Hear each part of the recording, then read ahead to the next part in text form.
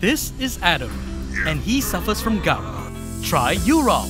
It helps to prevent crystallization of uric acid crystals in gout therapy. Urol, effective urinary alkalinizer for gout.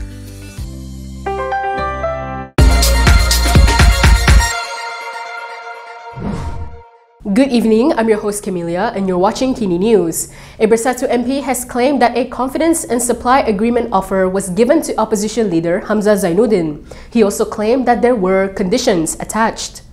A Bersatu lawmaker has claimed that the government offered a confidence and supply agreement to opposition leader Hamzah Zainudin. Ketereh MP Khlir Muar was quoted as saying by Utusan Malaysia that this is an exchange for allocation to Perikatan Nasional-held constituencies. He said an offer has been made for them to support the leadership of Prime Minister Anwar Ibrahim. He added that it would be fine if it just concerns the giving of allocations, but there are conditions attached. According to him, opposition MPs do not plan to meet with Deputy Prime Minister Fadilah Yusof over the allocations, as long as the government imposed conditions.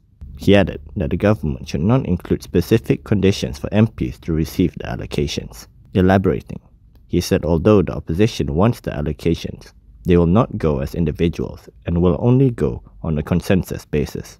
Last November, Anwar told the Dewan Rakyat that supporting the Prime Minister is not a condition for equal government allocation for MPs.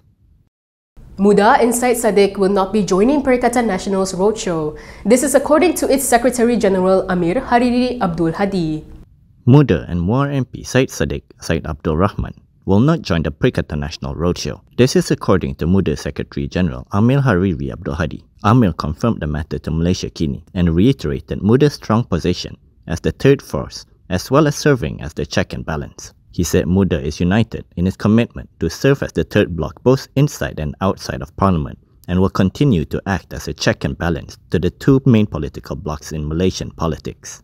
He added that the party's leadership has already addressed the issue of Muda's participation. Amir also firmly reminded all parties once again not to arbitrarily issue statements that go beyond the party's decisions. Malaysia Kini has reached out to Saddiq and PN representatives for comments, but has yet to receive any response. 2 days ago, Muda Acting President Amira Aisyah Abdulaziz said Muda's leadership will meet to discuss the party's direction and finalize whether it will participate in the roadshow as PN. Amira reiterated that Muda is only engaged with PSM, specifically to raise issues concerning people across all religions, races and skin colors. Previously, PN Chairperson Mohd Yassin announced that the coalition would embark on a tour across the country to explain current affairs to the public after the fasting months, and that Saddiq would be part of it. The MACC probe on Daim Zainuddin has landed two major corporate figures in the agency's crosshairs. According to reports, one of those being probed was a businessperson from Singapore. The MACC has questioned a Singaporean property developer in connection with a high-profile case in Malaysia. According to reports, this is linked to the MACC's probe on Daim Zainuddin. Singapore CNA reported that the MACC had temporarily detained Akbar Khan for questioning last week after raiding his home and business premise in Kuala Lumpur. Like Daim, the 83-year-old business person has only been ordered by the MACC to declare his assets and his family's financial holdings. Akbar is the majority shareholder and chairperson of BRDB Development Sdn Bhd, which is a high-end property developer that also has projects in Australia, London and Pakistan. Akbar, through his spokesperson, declined to comment when contacted by CNA. The spokesperson told CNA that their primary focus remains on ensuring a fair investigation.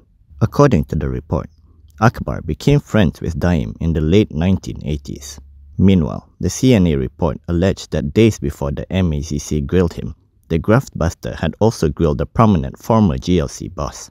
The probe was reportedly over a government plan touted by Daim to bail out the company in early 2000. The former GLC boss is said to have been a protege of Daim.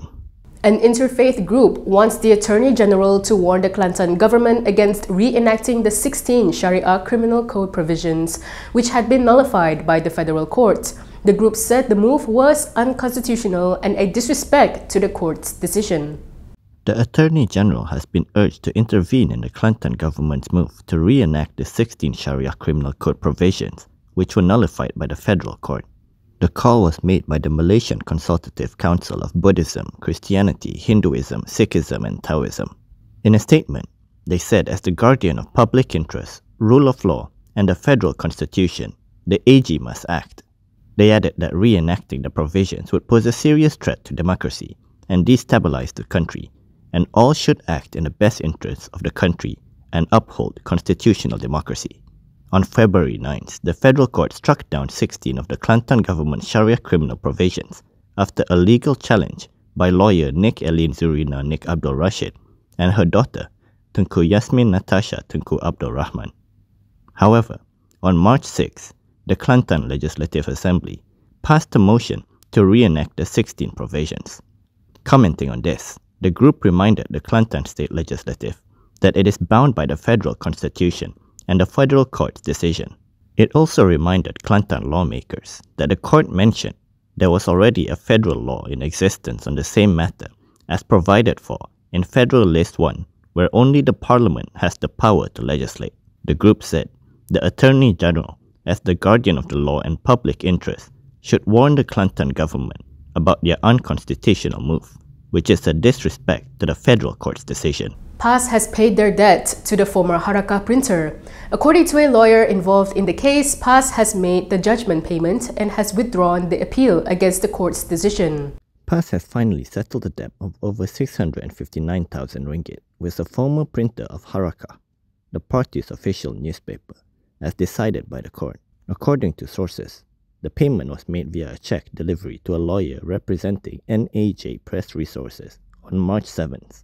On December 5th last year, the Kuala Lumpur Sessions Court allowed NAJ Press Resources bid for a summary judgment and ordered PAS and two others to pay 656,233 ringgit to the printer. However, PAS filed an appeal on December 14th. Putra Taulan Rasul, a lawyer representing NAJ Press Resources, confirmed the matter with Malaysia Kini. He also mentioned that PAS withdrew its appeal against the Kuala Lumpur Sessions Court's decision. Putra said PAS had made the judgment payment and has withdrawn the appeal. Previously, a letter issued by PAS Secretary General Taqiyuddin Hassan asking for contributions to save Harakah and finance the court payment order to NAJ Press Resources went viral. However, the letter's authenticity could not be confirmed after several PAS leaders contacted did not provide any response. Police have recorded academic Teo Kok Siong's statement over his remarks on vernacular schools. Teo is being investigated under Section 505(c) of the Penal Code and Section 233 of the Communications and Multimedia Act. The police have taken academic Teo Kok Siong's statement over his controversial remarks on vernacular schools. The Bricksfield District Police Chief told Malaysia Kini that Teo was being investigated under Section 505(c) of the Penal Code and Section 233 of the Communications and Multimedia Act. It was also understood that neither Teo's phone nor laptop was confiscated by the police to help with the investigation. Section 505(c) relates to statements causing public alarm, while Section 233 relates to offences involving improper use of network services. Previously, Seputeh MP Teresa Kok had called for the police to probe Teo, comparing the issue with the investigations open against her fellow party members Lim Kit Siang and Tony Phua. Teresa had condemned Teo's statements, which she claimed distorted the relationship between the Malay and Chinese communities. In response, Teo reportedly defended his claims, telling Malaysia Kini that Teresa was in denial over the realities among the Chinese Malaysian community. And that is all from me today. For more stories, you can go to KiniTv.com. You can also follow us on Instagram, Twitter, YouTube, and Facebook for the latest news updates. If you'd like to support independent media, do consider subscribing to MalaysiaKini.com. I'm Camelia. Thanks for watching.